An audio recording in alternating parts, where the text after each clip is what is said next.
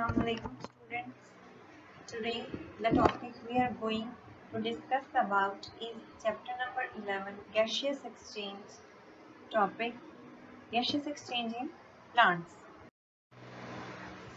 Basically जो plants हैं उनके अंदर gaseous exchange के लिए कोई भी specific organ जो है वो present नहीं होता. जैसे कि लिविंग ऑर्गेनिज्म अगर आप ह्यूमन बींग्स की बात करें या एनिमल्स की बात करें तो उनके अंदर गैशियस एक्सचेंज के लिए स्पेसिफिक या प्रॉपर ऑर्गन्स होते हैं.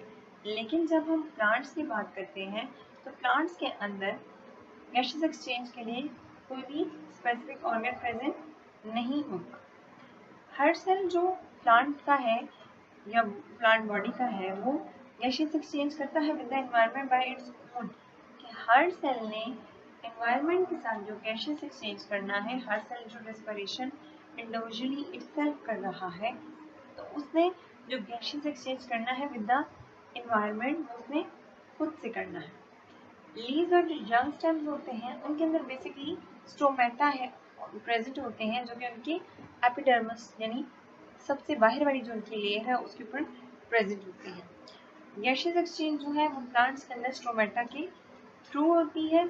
इनर सेल्स जो होते हैं प्लांट्स के जैसे मेसोफिल सेल्स हैं या स्टेम सेल्स हैं तो उनके अंदर क्या होती हैं हेड स्पेसेस होती हैं जो बेसिकली हेल्प कर रही होती है गैशियस एक्सचेंज में, यानी ज़्यादा से ज़्यादा ताकि इजीली गैस जो है वो सेल तक पहुंच सके और उन सेल से जो गैस प्लांट सेल के अंदर से बाहर एक्सक्रीट आउट होनी है वो इजीली आउटसाइड द गेट चली जाए, वहां से वो इजीली एक्सक्रीट आउट हो सके.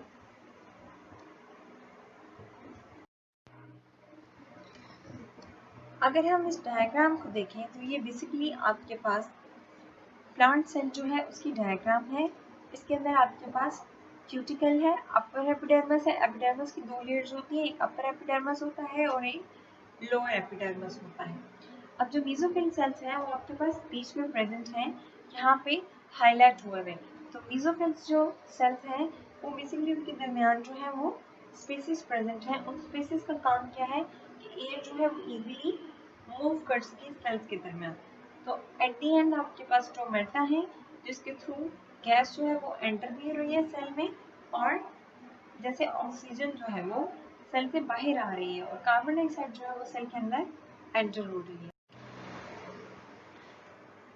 गैशियस एक्सचेंज के थ्रू जो लीव्स हैं उनको टू सिचुएशंस को फेस करना पड़ता है. अब प्लांट के अंदर जो है वो दो सिचुएशंस आती हैं, एक डे टाइम आता है और एक नाइट टाइम आता है. तो talk about the day time, तो डे टाइम पे आपके पास दो प्रोसेसेस हो रहे होते हैं. नंबर वन इज फोटोसिंथेसिस जो कि मेसोफिल सेल्स जो है लीव्स के वो कैरी आउट करते हैं और दूसरा जो है वो आपके पास रेस्पिरेशन का प्रोसेस होता है जो साइड बाय साइड चल रहा होता है. अब जो ऑक्सीजन जो है वो फोटोसिंथेसिस के प्रोसेस के थ्रू प्रोड्यूस हो रही है. हमें पता है कि जब फोटोसिंथेसिस का प्रोसेस होता है तो बेसिकली आपके पास कार्बन डाइऑक्साइड जो है वो यूटिलाइज होती है एट द डे टाइम की बात हो रही है, ठीक है. और जो ऑक्सीजन है वो बाय प्रोडक्ट के तौर पर फोटोसिंथेसिस में बनती है. वही जो ऑक्सीजन जो फोटोसिंथेसिस के थ्रू बन रही है उसी को यूटिलाइज किया जाता है सेलुलर रेस्पिरेशन. अच्छा, if we talk about the daytime second situation में आ जाते हैं तो ड्यूरिंग द नाइट टाइम जो आपके पास फोटोसिंथेसिस का प्रोसेस होता है वो स्टॉप हो जाता है. क्यों? क्योंकि आपके पास जो सनलाइट है वो उस टाइम प्रेजेंट नहीं होती. तो जब लैक ऑफ सनलाइट होता है तो आपके पास फोटोसिंथेसिस का जो प्रोसेस है वो भी नहीं होता. तो आपके पास जो लीफ के सेल्स हैं वो ऑक्सीजन जो है वो गेट करते हैं फ्रॉम देयर एनवायरनमेंट और कार्बन डाइऑक्साइड को रिलीज कर देते हैं with in the environment through the stomata.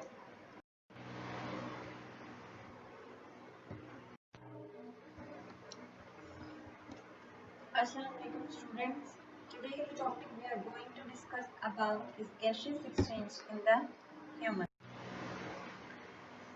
If we come to the air passage जो है वो बेसिकली आपके पास डिफरेंट पार्ट से मिलकर बना है. सबसे पहला पार्ट है आपका नेजल कैविटी. आपका नोज जो है वो बेसिकली आपकी नेजल कैविटी है जो कि आउटसाइड की तरफ, बाहर की तरफ ओपन होती है थ्रू द नॉस्ट्रिल। अब आपका जो नेजल कैविटी है उसके अंदर म्यूकस होता है जो कि स्टिकी लिक्विड है। म्यूकस का जो बेसिकली फंक्शन है, हेयर्स भी होते हैं आपके नोज के अंदर जो कि डस्ट पार्टिकल्स को या जो भी आपके पास माइक्रो ऑर्गेनिजम्स हैं उनको बेसिकली ट्रैप करता है। तो म्यूकस जो है उसका भी पर्पस यही है कि वो जो सरफेस है उसको मॉइस्ट रखता है और डस्ट पार्टिकल्स को ट्रैप करता है। अब जो आपकी नेजल कैविटी है ये बेसिकली जगह ओपन होती है इनटू द फेरिंग्स। अब फेरिंग्स जो है वो आपके पास एक कॉमन या कंबाइंड पाथ है जो कि यूज होता है फूड के लिए भी और रेस्पिरेशन के लिए भी। आपका फेरिंग्स जो है वो जगह ओपन होता है टू द वॉइस बॉक्स या लेरिंग्स। लेरिंग्स जो है वो ओपनिंग है आपके पास जिसको हम वॉइस बॉक्स भी कहते हैं। लेरिंग्स जो है वो ट्रैकिया और फेरिंग्स के बीच में आपके पास एक मिडिल पॉइंट है या सेंटर पॉइंट है। लेरिंग्स जो है आपका वो जाकर एंड होता है टू द ट्रैकिया। अब आपके लंग्स जो है आपका रेस्पिरेटरी जो स्टार्ट है वो कहाँ से स्टार्ट हो रहा है, वो बेसिकली विंड पाइप से स्टार्ट हो रहा है, ट्रैकिया से स्टार्ट हो रहा है। तो आपकी रेस्पिरेशन का जो ट्रैक है वो ट्रैकिया से, लेरिंग्स जो है आपका वो जाकर ओपन होता है into the trachea. That's the starting point of the respiratory system या लंग्स है आपके पास।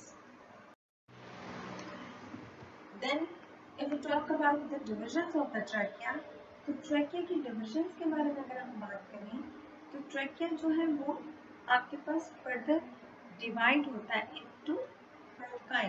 अब ब्रोंकाई जो है वो अपने आप को फर्दर सब डिविजन्स में डिवाइड करता है, अपनी ट्यूब लाइक प्रोजेक्शंस बनाता है जिनको हम क्या कहते हैं, ब्रोंक्यूल्स। ब्रोंक्यूल्स जो है वो fine projection thread like structure में स्प्रेड आउट हो जाते हैं, डिवाइड कर लेते हैं खुद को। इनको हम क्या कहते हैं, एल्वियोलर डक्ट्स कहते हैं। एल्वियोलर डक्ट्स का हमारे पास एक क्लस्टर, एक गुच्छा जो होता है उनको हम एल्वियोलाई कहते हैं। तो बेसिकली जो आपके पास गैसियस एक्सचेंज हो रही होती है वो एल्वियोलाई के अंदर होती है। आपके हार्ट से जो पल्मोनरी आर्टरी है वो जब आती है तो आपके पास एल्वियोलाई जो है वो बेसिकली सराउंड हुआ होता है विद आर्टरीज एंड कैपिलरी। तो आपके पास जब हार्ट से डीऑक्सीजनेटेड ब्लड आएगा तो एल्वियोलाई के थ्रू जो गैसेस हैं वो डिफ्यूज होंगी लंग्स के अंदर। लंग्स से जो ऑक्सीजन है वो डिफ्यूज हो जाएगा एल्वियोलाई के थ्रू इनटू द ब्लड, और फिर वहाँ से जो ऑक्सीजनेटेड ब्लड है वो दोबारा से आपके हार्ट में जाएगा। तो बेसिकली जितने में गैसियस एक्सचेंज हो रही होती है वो एल्वियोलाई के अंदर होती है। सेकेंड पार्ट है आपके पास रेस्पिरेटरी सिस्टम का, ये सेकेंड डिवीजन है वो आपकी लंग्स है। We all know that the lungs are in pair form और वो आपकी थोरैक कैविटी के अंदर प्रेजेंट होते हैं। स्पॉन्जी होते हैं लंग्स, उसके अलावा इलास्टिक होते हैं। जो आपके लंग्स का साइज है यानी लेफ्ट लंग जो है उसका साइज राइट लंग से वेरी करता है। आपकी जो चेस्ट कैविटी है वो बेसिकली 12 पेयर ऑफ रिब से मिलकर बनी है, अब जो कि ओवरऑल कंपोजिशन या ओवरऑल प्रोटेक्शन दे रही है आपकी चेस्ट कैविटी को। लंग्स के अंदर ब्लड वेसल्स होती हैं जिनके अंदर ब्रांचेस ऑफ पल्मोनरी आर्टरीज और वेन्स होती हैं जो कि हम ऑलरेडी डिस्कस कर चुके हैं एल्वियोलाई में। तो लंग के अंदर जो एल्वियोलाई प्रेजेंट होते हैं उनके अंदर ब्लड वेसल्स होती हैं जिस पर हमारी आर्टरी या वेन्स होती हैं जिनके थ्रू गैसियस एक्सचेंज जो है वो ब्लड और लंग्स के दरमियान कैरी आउट होता है।